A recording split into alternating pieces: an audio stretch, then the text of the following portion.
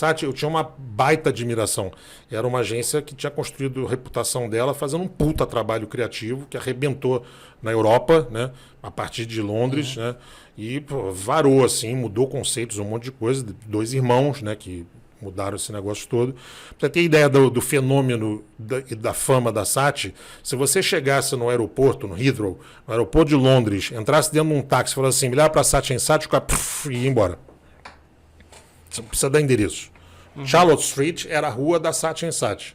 Então não precisa dar endereço de nada. Onde quer que você estivesse em Londres, você sabia, ou as pessoas sabiam o que era a SAT em SAT. Porque ela foi a agência da Margaret Thatcher, ela foi a agência da British Airways, ela fez algumas das coisas mais fenômenos da publicidade lá e tal. Então ela virou pop, né, totalmente. Então essa agência eu queria ter a relação, né? E foi a agência que, por coincidência, me procurou e que eu falei, vou fazer esse negócio, e emburaquei com eles e comecei o assunto com eles. Com um monte de problemas e questões e tal, mas sempre foi uma relação em que existia admiração, né? E mútua. Eu não tenho nenhuma admiração, veja como eu coloquei no tempo presente, eu não tenho nenhuma admiração pelo Grupo Publicis. Nunca tive e não tenho, sigo não tendo. Não é um grupo que desperta em mim nenhum tipo de sensualidade, nenhum tipo de desejo, nenhum tipo de... Eu não choro, eu não babo, meu coração não bate em absolutamente nada. E não estou falando isso porque deixaram de ser meus sócios. Eu respeito muita gente lá e respeito eles também como sucesso de gestão. Nem sei como é que estão, mas acredito que estejam muito bem. São um grupo dos maiores que existem no mundo, o segundo maior, se não for o primeiro hoje. Então, só não tem nada a ver comigo e do ponto de vista das agências desse grupo, né, dificilmente, para não dizer quase nunca, são orientadas para fazer um trabalho de excelência criativa, que por uma questão até de sobrevivência é o que eu defendo. Sim. Tá certo? Que eu volto a dizer, pode não estar certo, pode estar errado. Mas é o meu ofício, é isso daí. Então eu não vou trabalhar num lugar e não vou admirar quem despreza isso que é o maior valor para mim, né? Deixa eu pegar esse gancho do trabalho criativo. Eu vou falar um negócio aqui que eu ouvi você falar para o Marcelo Serpa quando a gente fez nos Impostores lá, a gente fez a live. E foi uma coisa que me surpreendeu, porque eu não esperava ouvir de você isso e foi uma coisa que durante muito tempo na minha vida, guardadas as devidas proporções, né? Minha carreira não é do tamanho da sua. Mas eu pensei muitas vezes assim. E tem o Henrique aí assistindo a gente, que tem 20 e poucos anos e que está começando e tal. O Henrique é metido, então eu acho que ele não tem esse tipo de pensamento, entendeu? Ele é fodão, entendeu? Então ele não tem... largou bem. Ele tá vermelho, é que vocês não estão vendo, mas ele tá vermelho. Primeiro só faz sucesso quem começa como você. Acreditando em você mesmo. Então, mas eu vou ser contraditório. Você não tem que ser metido para sempre, mas na largada ser metido é importante. Então, mas você... também tem um monte que deu errado, tá certo? Aí é metido e ruim, né? Metido e cagão. Mas se você não for metido, não vai ter ninguém reparando. Mas a frase que você falou é exatamente o contrário de... Não é o contrário, eu entendo. Vamos lá. A frase que você disse pro Marcelo foi o seguinte: a minha vida toda eu tive que fazer trabalho bom e eu queria fazer trabalho do caralho porque eu tinha medo que descobrissem que eu era uma farsa. É isso aí. Isso é do caralho. Quando eu ouvi isso, eu falei, o Fábio falar isso, né? Isso aí. Eu sempre achei que... Caramba, meu, eu sou isso tudo aí. Porque é diferente de engenheiro, quando eu era médico, moleque, né? Tem tudo a ver com o que a gente está falando pro Henrique aqui. Quando eu era moleque, eu decidi que eu era foda. Decidi, porque ninguém falou. Alguém precisa falar. Eu não vou continuar nesse negócio. Então eu decidi que eu era foda. Tinha um cara que era redator, com quem eu fazia estágio, que recebeu um olerite e eu ficava atrás dele e eu meti o olho assim pra ver e ele falou, porra, estagiário, tá fazendo aí e tal. Eu falei, puta, desculpa, mas agora eu já vi, mas tu ganha isso só? Só? Era pouco? Aí o cara falou assim...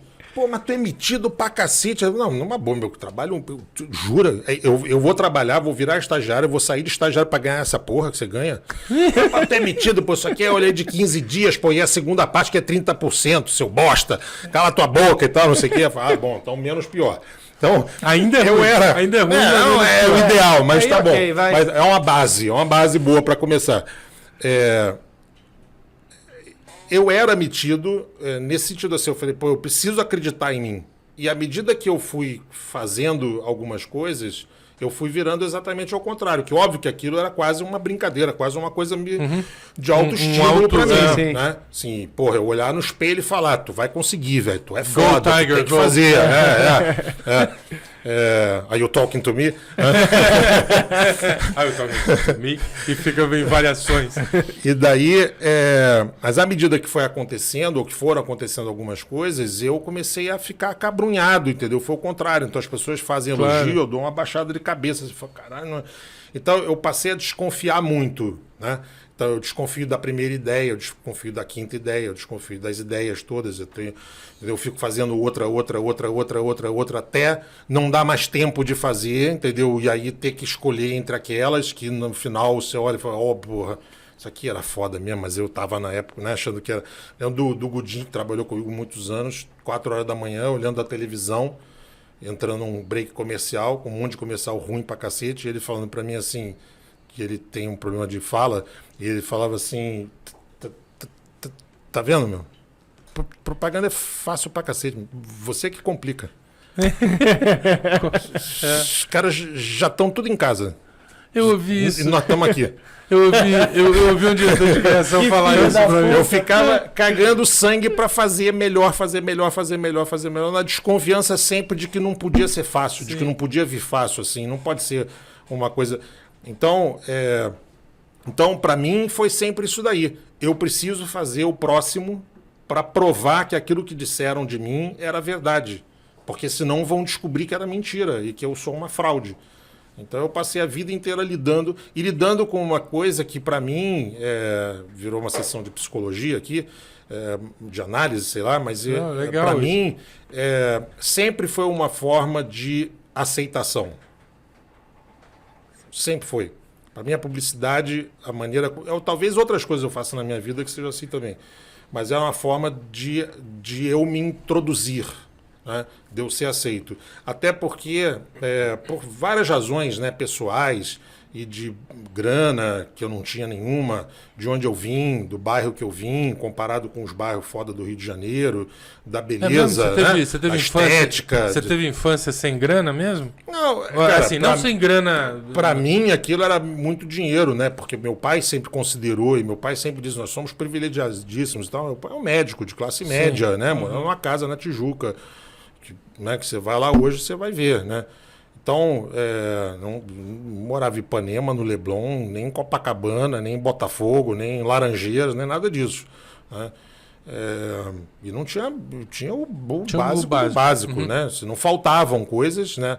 No tempo da minha vida, no tempo da vida dele com a minha mãe, sim, começou faltando muito. E depois ele foi melhorando, mas é essa melhora aí. Classe média ali no... E tudo bem também, nunca foi uma questão para mim, nunca foi uma coisa que eu olhei e falei, meu Deus, eu queria ser esse cara rico, nunca teve essa... Né? Mas eu era ambicioso para vencer, né?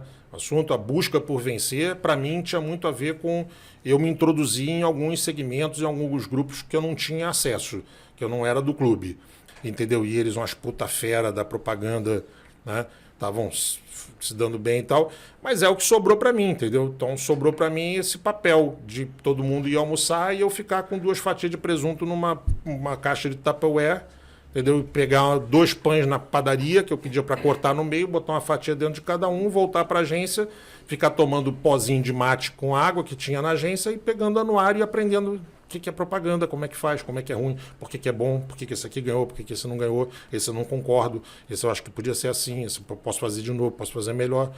O pessoal só vê agora você no alto, né? Você como um publicitário mais estabelecido, mas ninguém vê esse começo. Mas sabe por quê? Porque todo mundo que trabalhou comigo, e eu acho que boa parte das pessoas que não trabalharam também sabem disso, eu durante os 25 anos que existiu a FNASCA, durante os 25 anos, eu chegava cedo, saía tarde e não almoçava.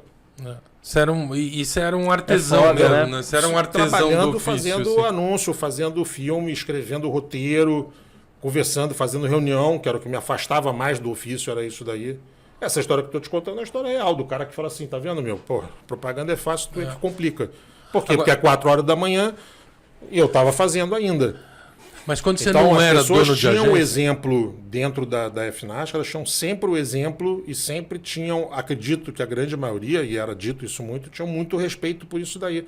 Porque eu não mandava, eu não dizia, faz isso, você faz aquilo, e eu vou para casa. Mas me fala uma coisa, você quando Eu não era ficava- dono de agência, você pegou uma fase da propaganda, aí não como quando você estava começando, mas quando você já era conhecido e tal, mas ainda não...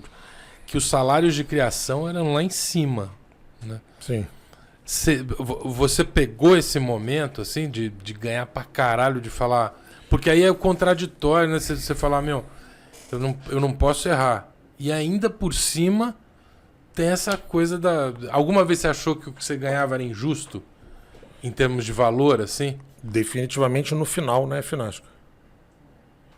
Foi um dos temas, inclusive, foi isso daí. Não, eu tô falando o contrário.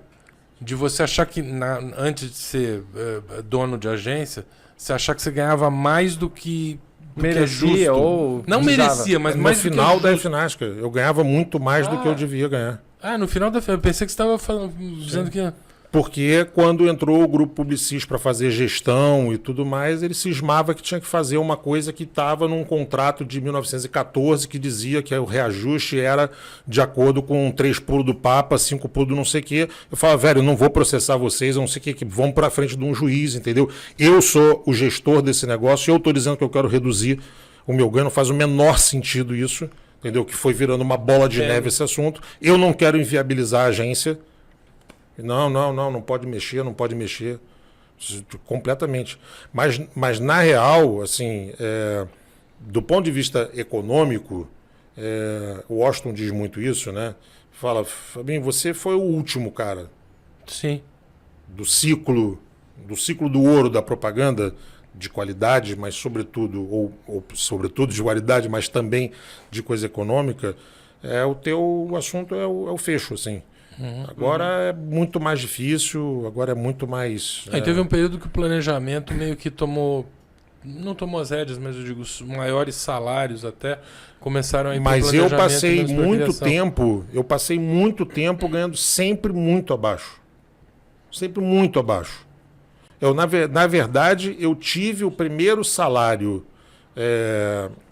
coerente com a minha posição, talvez com uns 7 anos de FNASC. Porque os primeiros anos foram difíceis, né, do ponto de vista financeiro. Então, tudo bem, mas aí eu tinha dividendos que também começaram a acontecer lá pelo 4º ano, 5º ano. Antes disso não tinha. E aí mais ou menos equilibrou assim com a expectativa. Mas eu na Young, eu ganhava muito menos do que ganhava qualquer par meu em qualquer agência boa. Mesmo? Mas muito menos. E seu gatilho nunca foi financeiro. Uma das razões porque eu saí da Young, uma das razões começou nisso daí. Porque eu falei, cara, está muito fora, né, da realidade de, o Marcelo lá não sei onde, que estava na época, DM9, ou não sei quem, não sei onde e tal. Cara, eu sei, não é isso daí. Então tudo bem, eu gosto daqui, quero ficar e tal, mas não... Aí virou um plano mirabolante, entendeu? Que foram para Nova York, para coisa, para voltar e me oferecer um contrato, que era um contrato em que eu passaria a ter uma participação nos negócios, nos lucros, em não sei quanto tempo, em 18 meses. Mas antes disso ficava tudo igual. Não, e depois eu eu tinha que assinar um contrato em que eu não podia contratar ninguém da agência se eu saísse. E não podia levar nenhum cliente e tal. Eu falei, mas eu sou sócio. Puta leonino. Isso, como assim? Eu sou Eu virei sócio dono dessa daqui porra aqui ou eu vou ficar só com essa parte? Não, mas é isso daí e tal. E estoura champanhe. Aí no dia seguinte eu acordei, fui no cara do financeiro, que era o cara que era sócio de lá também. E eu falei, velho, mais fácil com você, né? Assim, pão, queijo. Eu não quero ir embora, só não quero isso daí. Sigo como eu tava, felizão. O dia que aparecer uma oportunidade de eu tiver que ir embora, eu vou embora, entendeu? Mas será que você não ganha uma mão porque você é Vasco? Pode ser. Os caras pensavam assim, né? Pô, se tivesse... Pode ser.